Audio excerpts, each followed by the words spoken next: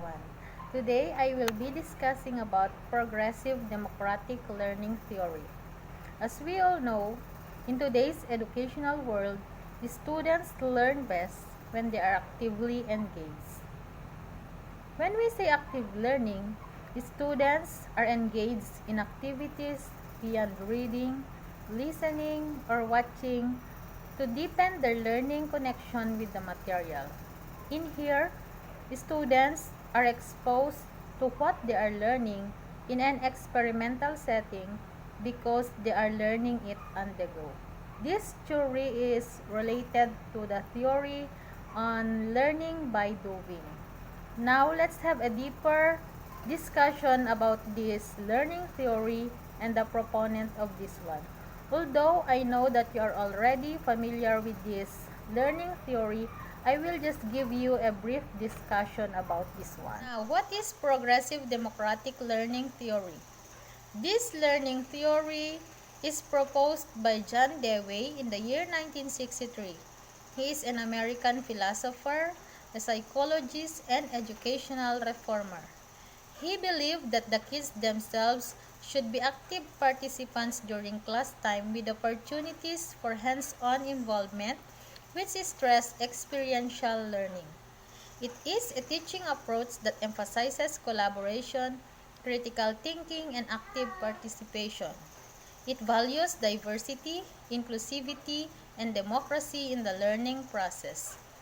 In here, the students are encouraged to interact with one another, and they will develop social qualities like cooperation and respect to the different points of view of their peers and classmates.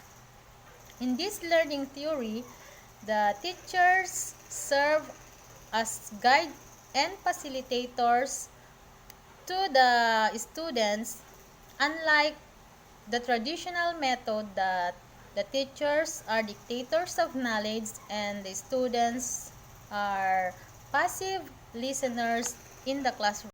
Also, progressive democratic learning theory is a teaching philosophy that emphasizes the importance of students being active participants in their own learning. It prioritizes the development of critical thinking skills and encourages students to engage in meaningful dialogue with their teachers and peers. In this learning theory, the learners' critical thinking skills are being challenged.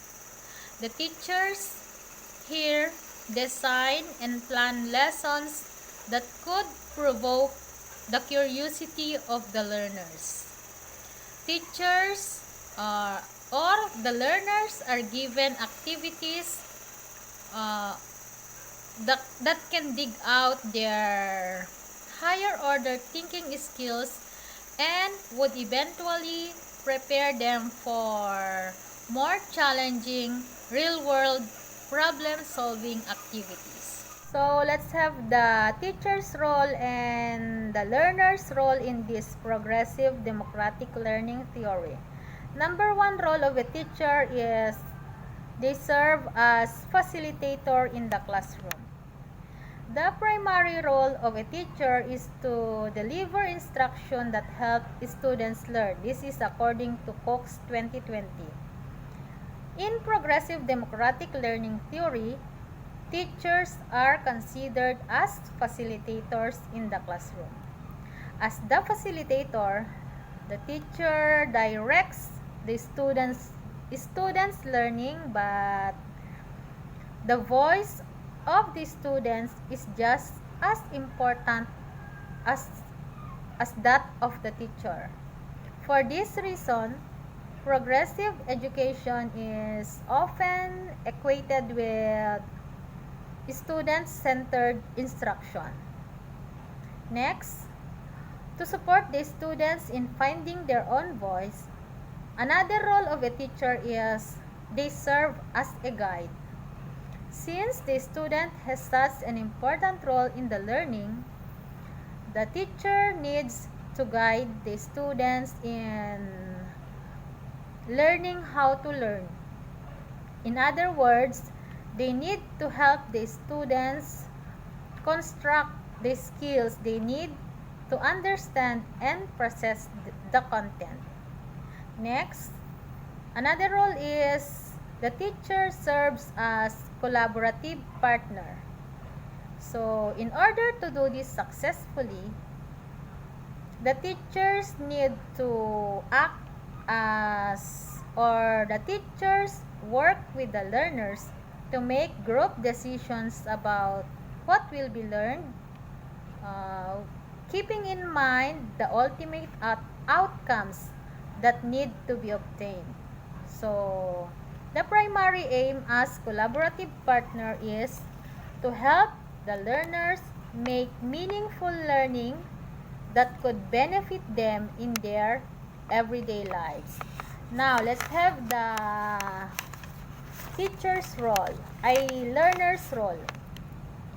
As learners, students play a crucial role in education. One is they involve and interact with the students and teachers.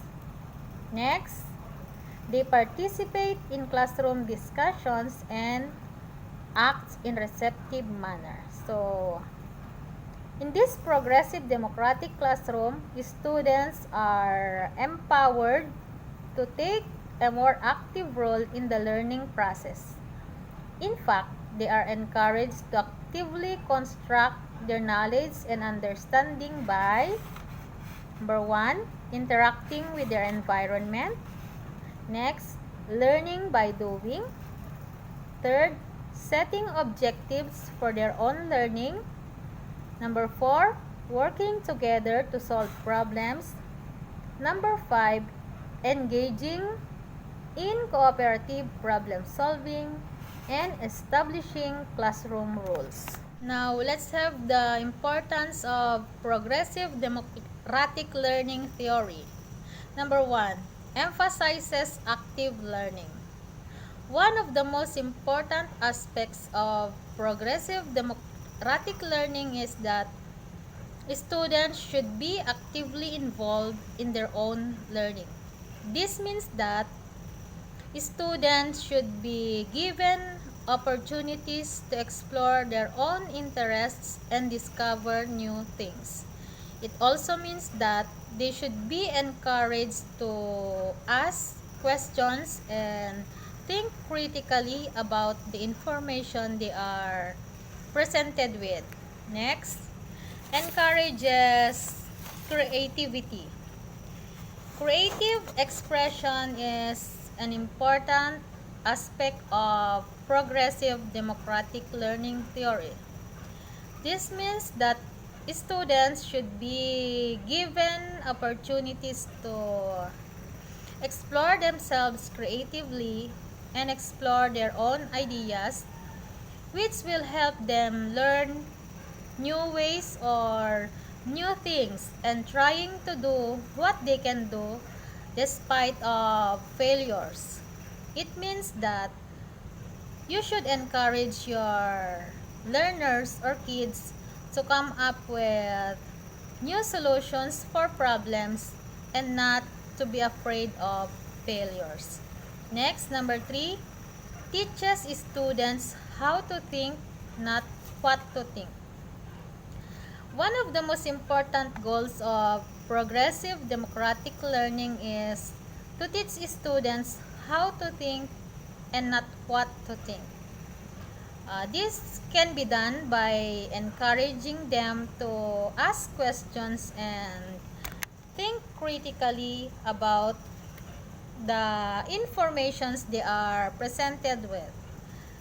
It is also important to provide them with multiple perspectives or any given issue to develop or to organize their own opinions and ideas.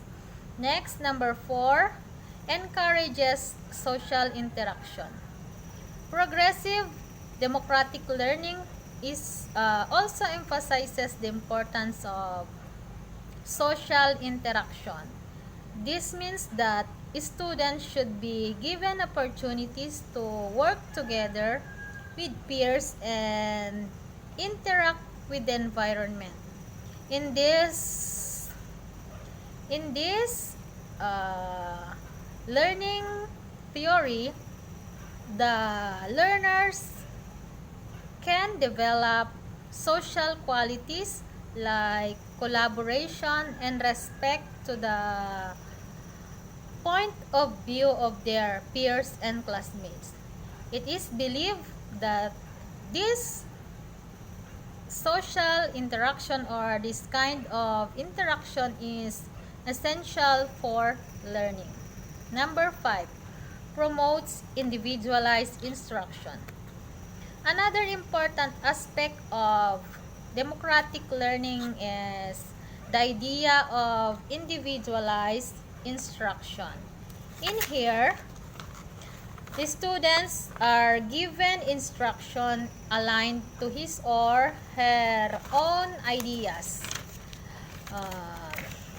It is believed that this kind of instruction is more effective than one-size-fits-all instruction because it allows students to learn at their own pace and in their own way. So, in the actual classroom setting, there is what we call the individualized instruction, wherein the teachers design activities or provide activities that are aligned to the individual needs or interest of the learners. Number 6, encourages democratic values. Progressive democratic learning also emphasizes the importance of democratic values. This means that students should be taught to participate in their own governance and make decisions about their own education. It is believed that this kind of education will promote democratic values and citizenship. And last is encourages lifelong learning. This progressive democratic learning emphasizes the importance of lifelong learning. This means that students should be given opportunities to continue learning even after leaving the formal educational system.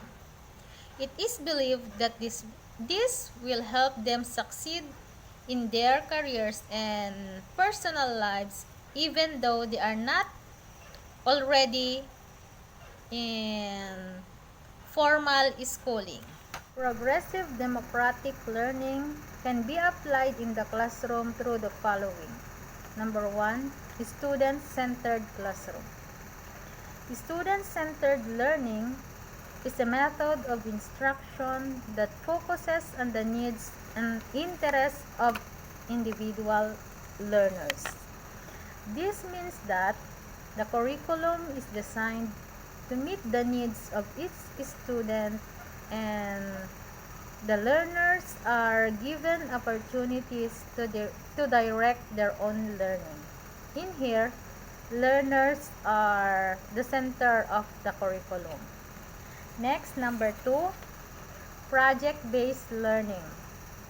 Project-based learning is an innovative method of instruction that gives the learners opportunities to work on long-term projects with real-world applications. This means that they will be able to complete hands-on tasks or activities, collaborate in groups, or they can do it alone and apply what they have learned inside or outside the classroom setting. Next, number 3 is discovery learning.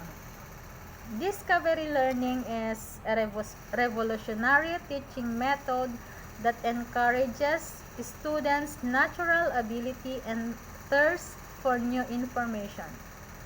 In addition, this method emphasizes self-discovery, which means the learners are given plenty of opportunities inside the classroom and not only inside the classroom but also outside the classroom, and they can explore everything around them and find for or they can discover new solutions to problems which could benefit them in their everyday lives. Next, number 4 is experiential learning.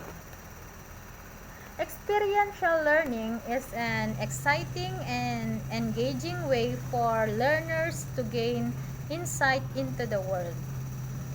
Learners that experience involvement in activities, watching videos, or reading articles will give them new insights or perspectives that can help and guide them to decide for their future. As a popular saying goes, teach me and I'll forget, involve me and I remember. In short, this experiential learning is called learning by doing, wherein the learners can learn better if they experience doing it. And the last one is cooperative learning. Cooperative learning is a classroom environment that encourages student collaboration and competition. In here, learners are allowed to work on projects with their peers and they learn from one another's mistakes or successes. Cooperative learning is where the students work together, trust each other, and resolve conflicts constructively to achieve their common goal. In cooperative learning, there is what we call interaction, discussion, collaboration among the learners, wherein they are going to share their ideas, they brainstorm, and they arrive at possible solutions to problems. So, in summary, while there are many essential aspects to progressive democratic learning theory, the key themes of individualism, democracy, and social justice provide a foundation for students to become active participants in their own learning and society.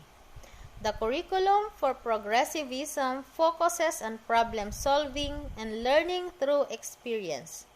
It teaches the learners to think for themselves and draw their own conclusions. Learners would have the chance to do everything hands-on rather than listening to a lecture. I believe children need to have life experiences and be able to relate what they are learning to the real world. Progressive democratic learning theory concentrates on a more contemporary society, learners' benefits and needs, while teachers aid as guides and facilitators. The philosophy is built around personal experiences, interests, and needs of learners. It is a student-centered philosophy and stay more focused on students' needs, individuality, relevance of today, and helping students to be prepared for a constantly changing future. And with this, thank you for listening.